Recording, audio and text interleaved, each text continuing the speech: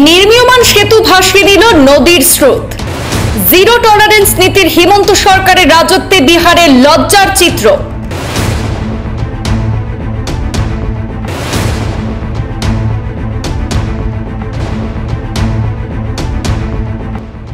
বিহারের মতো লঙ্গাই নদীর উপরে নির্মীয়মান সেতু ভেঙে পড়ার চাঞ্চল্যকর ঘটনাটি সংঘটিত হয়েছে পূর্ত বিভাগের পাথারকান্দি এন্ড রামকৃষ্ণনগর রোড ডিভিশনের পাথারকান্দি সাব ডিভিশন এলাকার ঝেরঝেরি জিপির ঝেরঝেরি লঙ্গাই বিট অফিস সংলগ্ন এলাকায়। বিভাগীয় গাফিলতিতে শুরু থেকে নির্মাণ কাজে চূড়ান্ত অনিয়ম সংঘটিত হয়েছিল বলে অভিযোগ এলাকার জনগণের। বিভাগীয় দায়িত্বপ্রাপ্ত বাস্তুকার মাহবুবুর রহমানের পরোক্ষ মদতে 6mm এবং 8mm রডও পর্যন্ত ব্যবহার হয়েছিল সেতু নির্মাণে, এমনই বিস্ফোরক অভিযোগ স্থানীয়দের।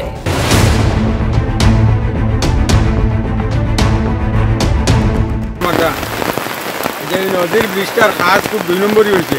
2 নম্বরই ব্রিজের কাজ হওয়ার কারণে আজকে প্রথম গুলায় ব্রিজটা নিচ থেকে 2টা পিলার দাবিছে, আর ওই বড় ফ্লাডে ওই নদীর ব্রিজটা নদীতে দোষিয়া পড়িয়া আমরা উত্তরমাত্রা গ্রামের গ্রামবাসীর এখন উচ্চত করতে সাত নদী যে বাঙ্গিয়া আমরা ওটার সুরক্ষা চাইয়া যে আমরা গ্রামবাসী যাতে সুরক্ষিত থাকি ওটাও সরকারের কাছে আবেদন করি। আর আমরা উল্টা কিটা ভাঙি গেছে নি? উল্টা ভাঙি গেছে, জলে ভাসাই নিছে। জলে ভাসাইছে কি তো ভাঙিয়া নিচে পড়ে গেছে। জলে নদী ব্রিজটা পড়িয়া জল ভাঙিয়া নদীর পশ্চিম দিক লইয়া ইয়ে করছে, পশ্চিম পার লইয়া নদীর পার ভাঙিতে আছে। আমরা উত্তরমার্গের গ্রামে ভাঙিয়া এখন নদীর সুরমা করিয়া নিতে আছে।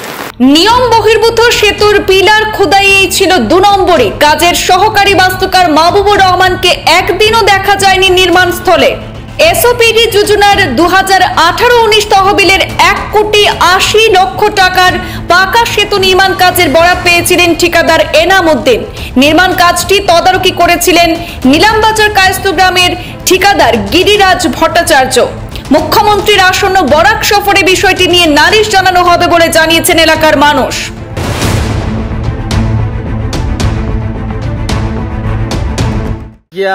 আমরা মুখ্যমন্ত্রীর দৃষ্টি আকর্ষণ করি হইয়ার যে আমরা ওটাটা একটু শুনছি 23 তারিখ তাই নাইতরা আমরা ব্রিজটা একটু দেখার লাগে। তাই তো ব্রিজটা দিছেন 1,80,00,000 টাকার, অনেক টাকার বাজেট, কিন্তু ব্রিজটা আমরা কাজ হয়েছে না, ডাইরেক্ট ব্রিজটা গেছে কি আর কি।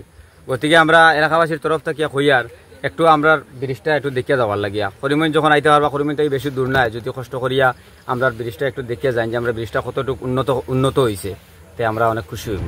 আসামের উন্নয়নে যখন মুখ্যমন্ত্রী ডক্টর হিমন্ত বিশ্ব শর্মার দুর্নীতির বিরুদ্ধে জিরো টলারেন্স নীতির সরকার ক্ষমতায়, সেই সময় বিহারের সেতু ভেঙে পড়ার মতো লজ্জার চিত্র দেখতে হলো আসামের করিমগঞ্জ জেলার পাথারকান্দিবাসীকে।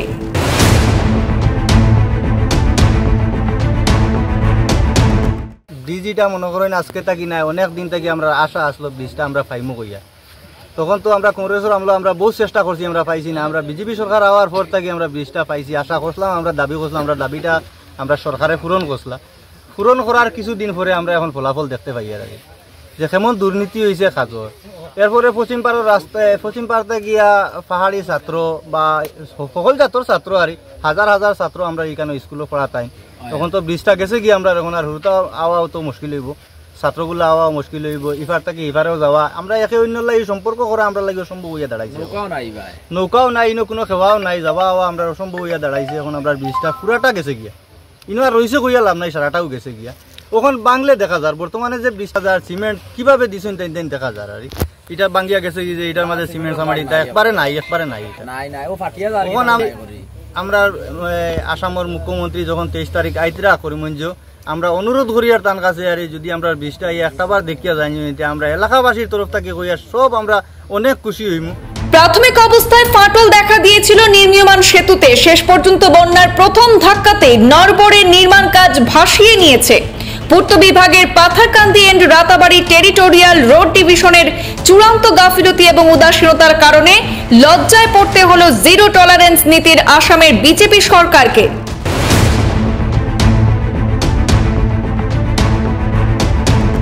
আমরা যে ব্রিজ যেটা হয়েছে ফরেস্ট অফিসের সামনে, এই ব্রিজটা কালকে পুরো ভাঙ্গিয়া গেছে গিয়া, নদী ভাঙ্গিয়া পুরো ব্রিজটা গেছে গিয়া। আমরা আমরা এখানে উত্তরমাত্রা গ্রাম আছে, স্কুলের লগে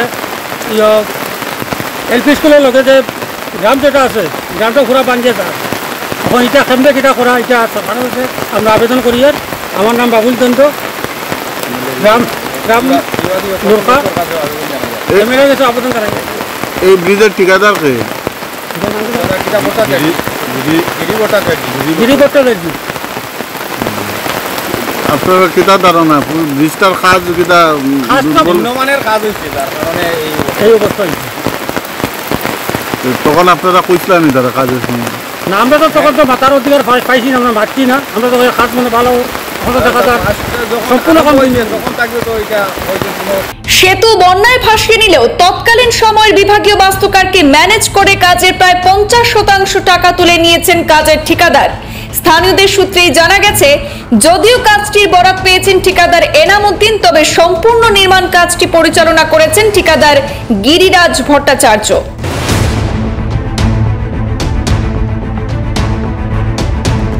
আজকে আমাদের উত্তর মাগুরা ফরেস্ট অফিসের সামনে একটা লঙ্গাই নদীর আমরা বহুত বছর থেকে এখানে কষ্ট করিয়া আমরা বহুত এমএলএ বহুত মন্ত্রী আমরা এখানে আমরা ভোটাররা ওনারা ভোট দিয়ে আমরা বহুত পরিচিত।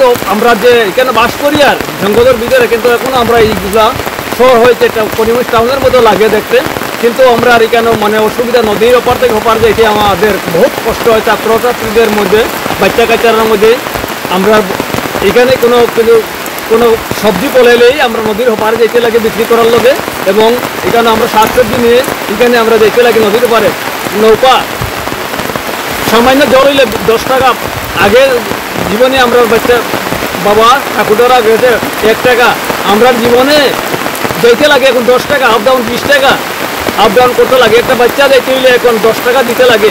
যাও আমরা এখানে আমরা সবে একটা মানে ঠান্ডাকুটি করি। আমরা এমএলএ কৃষ্ণেন্দু পাল আমরা ওনার কাছে আমরা কান্দাকুটি করে একটা ব্রিজের স্যাংশন করেছি। এই স্যাংশনটা 3 মাসের ভিতরে ব্রিজ হয়ে গেছে। ব্রিজটা হওয়ার পরে এখন নদীতে লঙ্গাই নদী একটা ফ্লাড আছে, ফ্লাডে আমাদের যে পাটকাঠির মতো মনে ভাঙ্গিয়া চোরমার করে নিয়ে গেছে। এখন যে আমাদের বাচ্চাগুলো এখানে আসছে আজকে স্কুলে যাওয়ার সাথে এখান থেকে আসে সব ভরে গয়ে।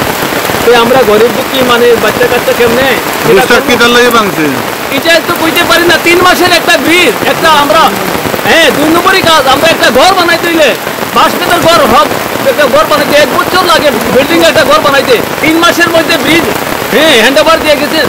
এটা দেখুন না, আরো গ্রাম অনেক অনেক লোক আপনি দেখেন আমরা এদিকে কিরকম আমরা মানে এটা ব্রিজটা কাজ নিম্নমানের হয়েছে।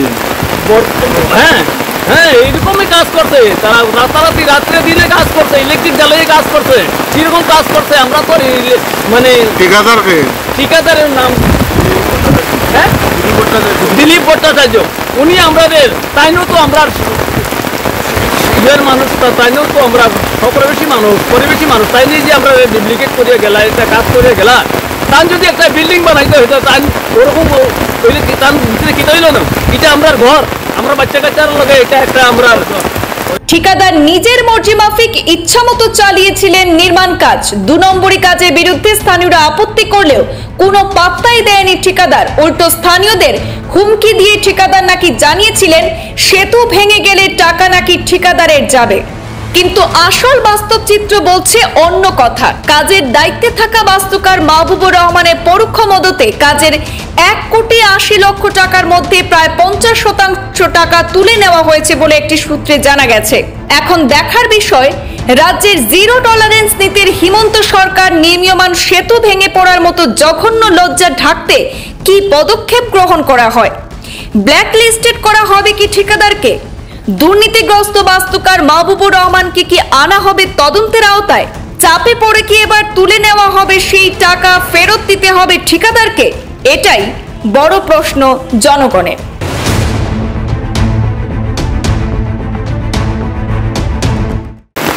আগ্রাবাজারের যে আমরা লঙ্গাই ফরেস্ট অফিসের সামনে যে ব্রিজটা নিম্ন মানের কাজ হওয়ার কারণে আমরা ব্রিজটা ভাঙ্গায় আমরা গ্রামের খুব ক্ষতি হয়, মানে উত্তর মাগরা গ্রামের খুব ক্ষতি হয়। এর কারণে বিধায়কের কাছে আমি দৃষ্টি আকর্ষণ করিতেছে বিভাগীয় কর্তৃপক্ষের কাছে আমাদের গ্রামটা সুরক্ষিত করা যায় ওটার ব্যাপারে আমি তদন্ত করব। এটা হঠাৎ ভাঙছে নি?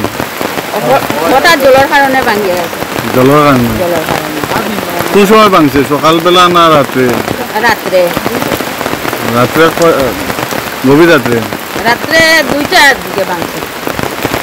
তখন ভাঙার কারণে কিন্তু আপনারা গ্রামের বাড়িঘর ভাঙেন? গ্রামের বাড়িঘর ভাঙিয়া যার দিয়া পানি রয়েছে, পানির কারণে ভাঙিয়া যার দিয়া।